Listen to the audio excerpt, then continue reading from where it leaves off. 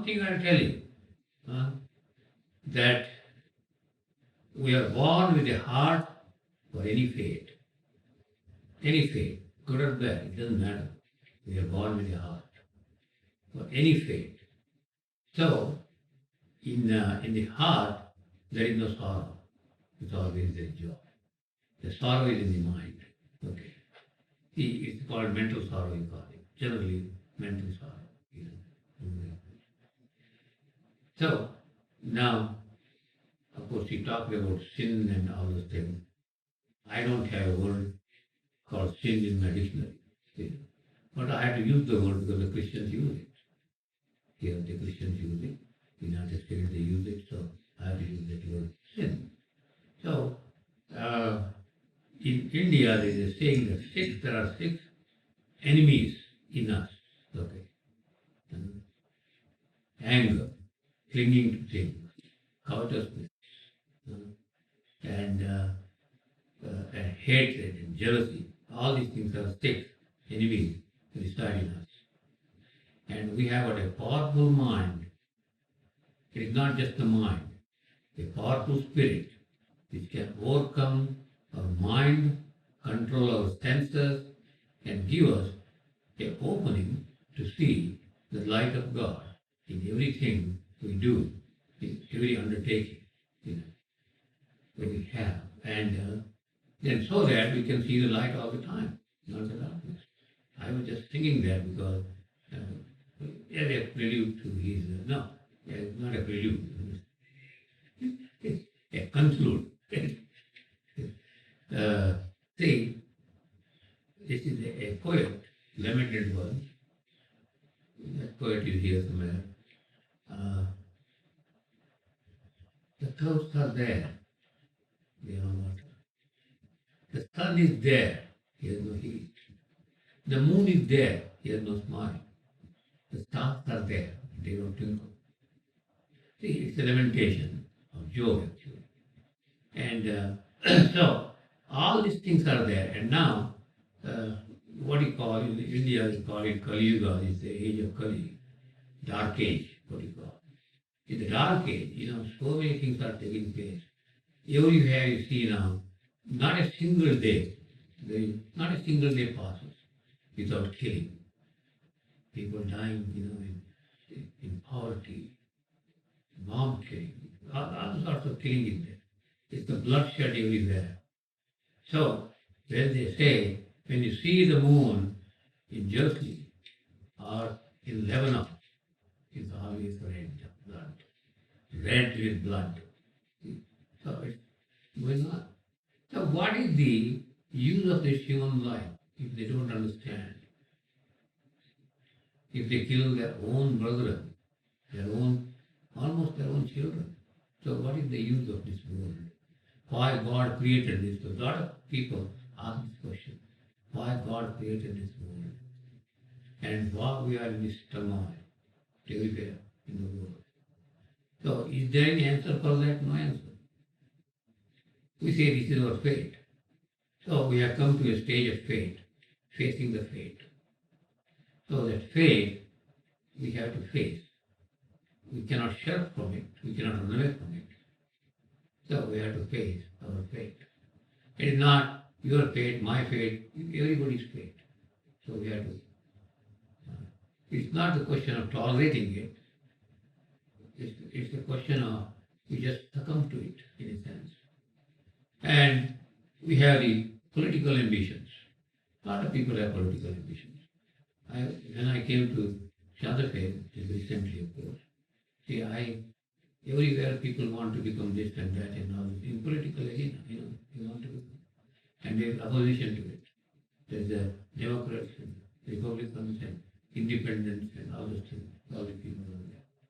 So, if any human being have calmly sit and think about all those things, he will not join any party. Not any party, because that's the sanity. Now, now they are sending psychologists to Lebanon to treat those people. What they will do? What kind of psychologists will treat those people? Who have lost their homes, lost their loved ones. What kind of what they will say? Of course, psychiatrists study. What they will say? In what way they are going to treat them? They went to tsunami, and the tsunami is some psychiatrists went to console these people. Can they console those people? No, they cannot. So, that man said, it's the will of God. What you have got to say about it? Nothing else. That's the ultimate thing. The man who has lost everything, that's the will of God. And I'm happy with that. See the word of an ordinary man. I'm happy with that. He had no university education. He doesn't have a lot of money. He doesn't have shareholders. He's not a shareholder in Enron, anything like that. But he said, it's the will of God. And I will live with that. I'm happy. See, that's the spirit. So this spirit overcomes our mind. You must know that. Vagaries of our mind. It overcomes all sorts of things that we stand for in the world today. It overcomes that. When that overcomes, we have got the power to overcome. We have got excess power to overcome. And when you overcome that, we are no grief for anything. That doesn't mean we are unkind. That doesn't mean we don't have sympathy. We don't have empathy. We have all those things. But then, that is the end result of everything is that the power over all those things, over all the miseries, over the shortcomings, that's the power we have got. How you develop that power? How you develop it? Of course, you eat good food, you have some power. Everybody says it's a good food. I got the power. Wow. It's a good food, right? Yeah. So I got the power. So that's how the power comes from the Creator himself. It's not from somebody else. It doesn't come from somebody else. So when we have this power to overcome everything, our frailty, our weakness, and in the event of you are stressed out and all these things, why you are stressed out? You ask this question to yourself. Sit in a calm place. That's what the function of meditation is. Sit in one place and ask this question. Why I am stressed out? Why I have this sorrow? Why I am depressed? Ask this question to yourself. Nobody will answer this question. You have to answer this question. You have to answer these questions to yourself. Then you can blame your fate, blame your circumstances, blame your family, everything you can blame. But that doesn't give you an answer. But you have to sit quietly, calm that mind, use that power which you have got to control it, and ask this question. Why I am depressed? Why I am in a sorrowful mood? Why I complain all the time? Ask this question. Then you'll get an answer. But you have to wait very patiently. Immediately you don't get answers because you are still angry. You still have some selfishness. Still have it. So you won't get it immediately. But you have to. This is the one thing you have to do is that's called self-inquiry. Self-inquiry. Okay. That's called Swadhyaya. So every day you can do that. This self-inquiry. And see. We have got a lot. We come into contact with a lot of people, and they tell us their miserable conditions. Not their happiness and nobody. I never heard anybody tell I'm happy today. No, but miserable. In the morning I got up and I was in headache. I was stressed out. I didn't get sleep yesterday night. See, all these things. There were all those things. You go on. Complain to ourselves. Who is the complainer? And who is the complainant? Same person. Right? It's not two people. If you are two people, then you are schizophrenic. So, you are not schizophrenic. You are not two people. You are the same person. Say every day the same thing. So, you must see the continuous Job. I always give that example of Job. He complained and complained and complained, all the time complained. Of course, he had a lot of misery, Everything he lost, his family was gone, his land was gone, his house was gone, everything was burned. Everything was gone. In those days, there was no arsonist, but it used to burn up its own accord, like burning bush, it used to burn up its own accord. So he complained and complained. Oh, years and years he complained. Then what happened? One day he said, well, to whom am I complaining? Who am I? To whom am I telling all the things to God? Yeah, he's inside me. So this complaining will not do anything. Then he completely changed. He became very reformed. After he stopped complaining, he said all these things is the wish of God, is the will of God. And he embraced all the suffering as God. He embraced it, suffering as God. And all those went away. And everything came back to him. See, that's a beautiful story. Now, what is the present state of our mind? See, consider this whole world in a turmoil, and everything is topsy-turvy. Right? So, in this state, condition, what is the state of our mind? It's not the heart, I tell you, it's the mind. It's always the mind. So, what is the state of our mind? And if you can recognize that, who will recognize that? The mind itself will recognize that. Oh, this is my state. Okay, I am in this condition. So, how am I going to overcome it? You have the power. You know the power. That when you chant, you meditate, you discuss, hold dialogue with good people, not dialogue with somebody else, good people, you hold dialogue. Then you know exactly that person will tell you what is the present state of my mind or your mind. Why? Because that man has gone through it. And he has reached a point, he turned back. The mind has turned back on itself and become something very bright and brilliant. So, when that mind is there, the sun shines always, the clouds have water, the moon smiles, and it starts to that happens. Otherwise, they won't. Now, a lot of people have, I don't say, because we are associated with the condition of the world, we are associated with all the turmoil that is going on. We are not separate from that.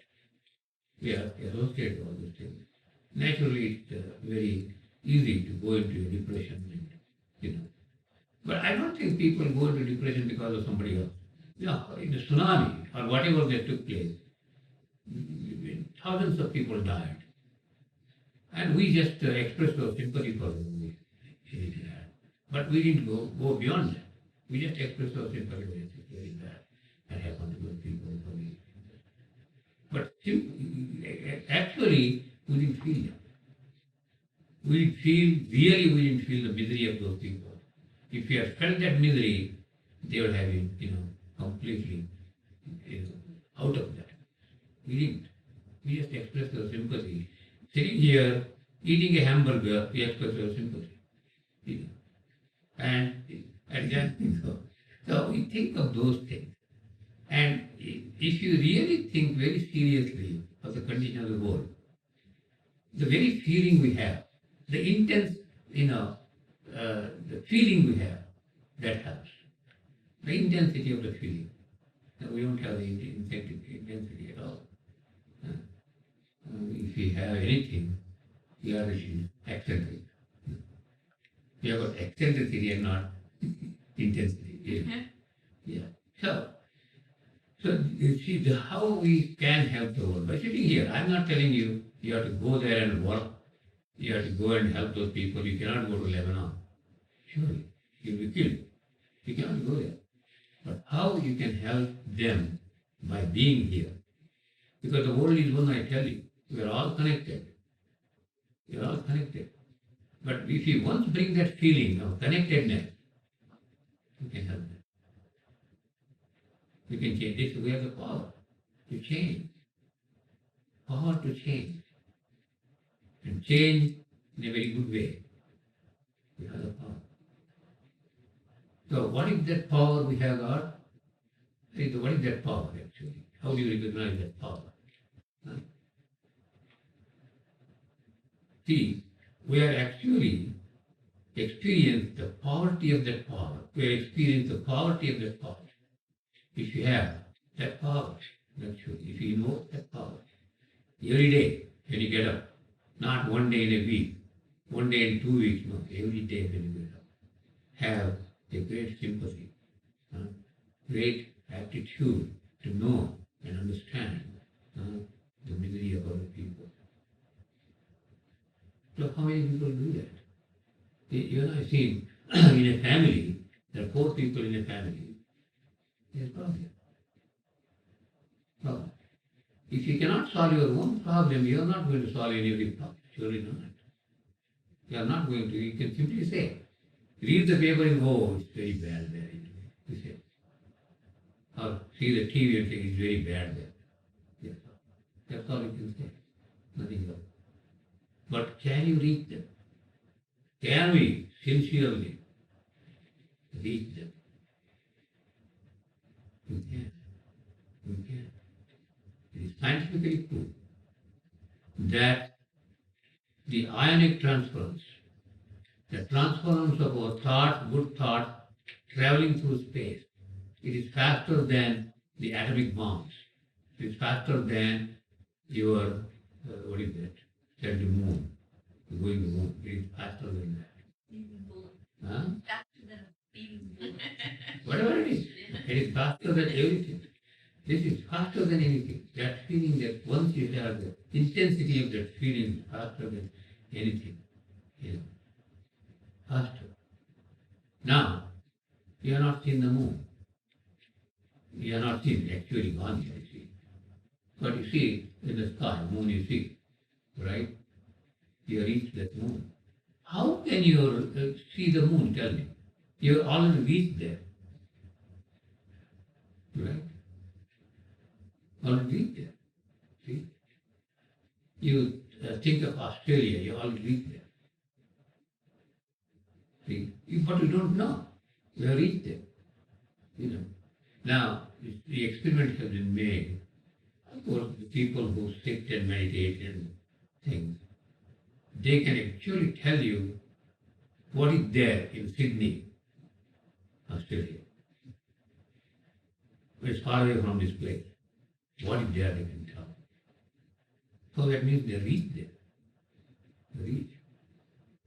You know, before you go to Ireland, it will take some days, right, to catch a plane and your reserve ticket, you can reach it. It's so big goes.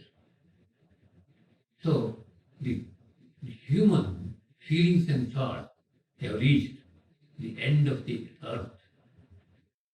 We are not seeing the end of the earth. I mean, end means not the ending of the earth, you know, ending of the misery. Okay.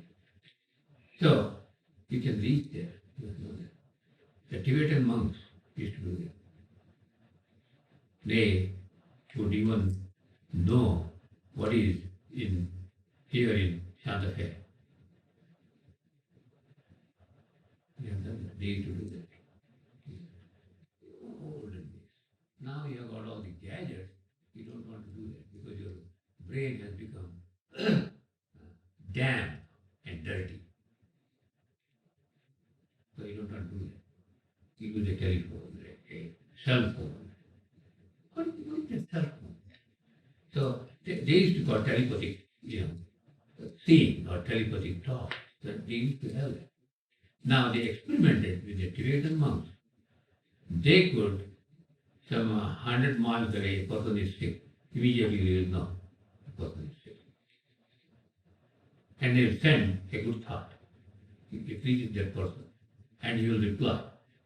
See, this communication used to be this kind of communication. Now we don't see. I tried to call this Patricia, give me this email number or whatever it is. I'm trying to call this lady. I don't get it. She's only in California. I don't get it. And some sound was coming on that telephone. packing sound. Packing sound. So now, and she sent an email to her saying that asked him to call me, and I called. Yesterday I called 3 times. The packing sound was there. And if she is really receptive, she will read my message. She will receive my message. She will. But we cannot be receptive because we have become so dense, lost touch with our own self and the universe around us. We are created as geniuses, I tell you. Huh? Geniuses. What happened to genius?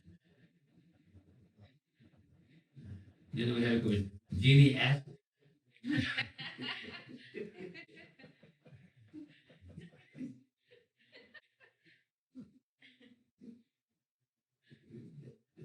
That's what happened. So, what is this, this satsang we quote and everything? We just, of course, eat our food. And we don't tax anybody. We don't ask anybody to give us some. I'm feeding all the people, please give some food. I don't ask the whole food store to give some food to us. No, I don't say that. God provides all those things. And we have all those things, all the facilities we have. You know. And we enjoy by being together. That's called the enjoyment of togetherness. We enjoy that. But something should be enjoined by that also. Enjoyment is enjoyment of something, right? What is that enjoyment? Here we send good thoughts, our sincere good thoughts to all the suffering people in the world. And not only the suffering people, but who made them suffer. To them also we send good thoughts. So I don't blame any politician, I tell you. I have sympathy for them. Sympathy for them. And sympathy for all those who have made that person illegal. So that's the only thing you can do. That sympathy has got more power than blaming. You can't blame because you are a part of it. So you only send sympathy. So when sometimes you have the falling sparks and everything, so the light falls from the sky, right? You have seen the light falling, meteoric, and all those things. What is that actually? Why it falls to the earth? See, you must think these things. Why it falls to the earth? Or sometimes it's burnt, it won't reach the earth even, except the meteoric, because craters and everything when it hit the earth. Why they fall? Of course, you can say that gravitational force and everything will say. This is the kind of explanation we give for our own satisfaction. That's not a real explanation. That is all. Mindful. Think about these things. You can read in books or the magazines and everything. You can read all those things with the scientific explanation and all those things. But scientific explanation is not a real explanation. The explanation is inside you. You are the explainer and you are the explained. So, why the book? You know, why the book? I won't have the writing. Why they cause craters and everything? Tell me. Why they cause? It's the light falling. See? Right? It's the light. Yeah. So there is a whole series of thought nowadays. The fallen light from the sky. The fallen light. The outer space. Right? Why they? You think about it. I'm not going to answer this question. Okay. See, if if you say, use the word sin, we have committed so much sin, against our Creator and against the created, that they fall. Even they fall. They become so miserable, they fall out of their sorrow. They fall. The light comes. So it's not just the gravitational force that brings them down, right? It's the misery. It's the miserable condition we have created. Because of that, out of great sympathy, great love they fall. And do they help us? Surely they help us. But we don't know how they help us. We will never know unless we give up our ego, our eccentricity, our pride, our prejudice, unless we give them up. Unless we give them up, we will not improve even. See? Yeah. This body is a kind of bundle, right? Bundle of what? Bundle of what? And there are some hidden forces we have inside, hidden forces. And they are very great forces, I tell you. A force of inspiration, force of aspiration, and force of goodwill, and forces of the divine light. We have got all those things inside us. So, if you individually, I'm telling you, not in a group, of course, we can sit and talk about all this. Individually, when you get up in the morning, think of those things. The thoughts to think. I talked on that in that symposium, we are retreat, thoughts to think. So, what do you think in the morning when you get up? A cup of coffee, right? That's all right. So, it's fine. It's good to have a cup of coffee and breakfast and everything. You can eat, as in England days, nowadays they don't do. In olden days, when I used to be there, they had half a dozen eggs, a dozen bacon sticks. That's a breakfast. I was telling these Dutch scholars, what is this thing? It's a demonical food. Demonical food. That's why you don't have a sensitivity.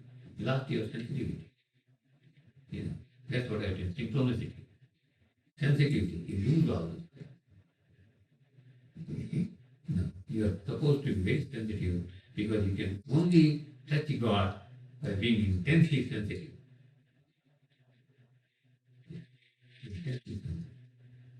I don't say, don't misunderstand me.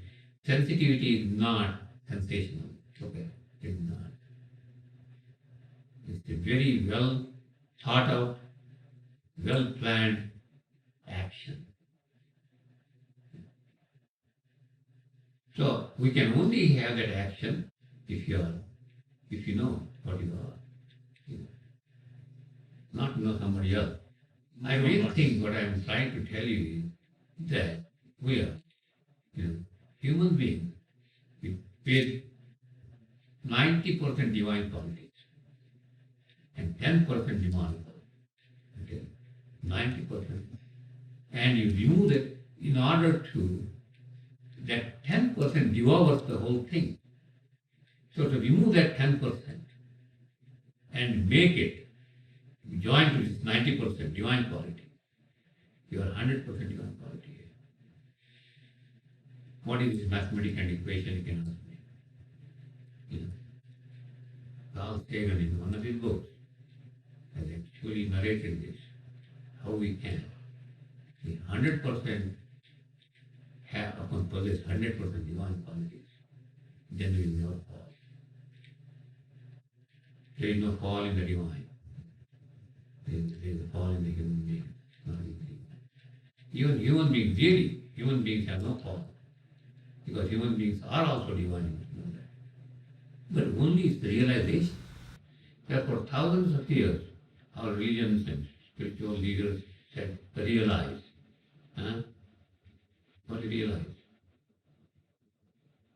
Not that you are poor, not that you are rich, huh? Not that you have problems. No, that's not realization. Realization that you are a chosen being, a cream of God's creation. And that cream, you can make butter out of that cream, you know. Not buttermilk, but butter. You make out of cream. So, you are the cream of creation, highest form of creation. And we have forgotten all those things. And we stoop so low, we have no way to get up from that. So, the only way is to invoke the hand of God. Invoke the hand of God. This is what we're singing, right? Kingdom of God. That's what it is. Whether it's kingdom or not, that's a different thing. It may be a poor heart of the body. That's all right. But that's what we try to always. We must have that kind of attitude, that kind of energy, and that kind of effort we put forward to help, to be helped. What you are helping? What do you help? Of course, you help a person in what? Suppose he is starving, you give him food. No, that's not help. Make him independent. Make him earn his own food. That's help. That's help. Yeah. Not make that person to sit in your veranda and give food. You are not helping that person. Make him to be a human being in every sense of the word. To be independent, to earn independence, right? To earn not only livelihood, but all the good qualities that God has given us. You have to earn that. But then you must have the worthiness to earn that. So you must become worthy of it. How you become worthy? Yeah? Not by cell phones. Those that will not make us worthy. Worthiness means we must be worthy to ourselves, our birth, which is our purpose, the human being, which is our birthright, and to be always good. That's our birthright, to be good. And to be bad is the devil's right, it is not our birthright. Yeah. Death right, the death right. So, see, we come crying in the world. When you come crying in the world. When you die, you must go smiling. That's the principle of life. We come crying and we must go smiling. That's the principle. So now, I talked a lot. At 8:30, people have to go to the phone.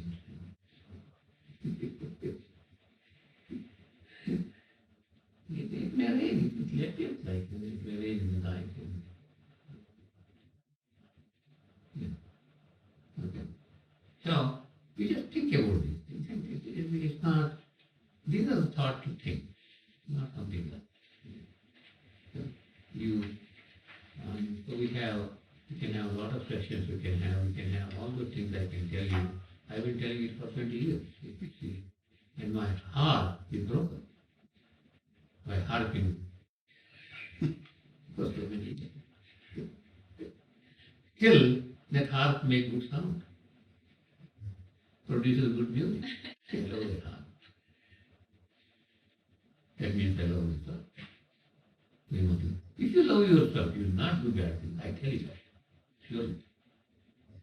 You will never do bad things. If you love, it's love. You always love things. The love of God is here. Love of oneself is far better than love of God. Because by doing that, you love God also. at the same time. So it's so in one stone you have two birds.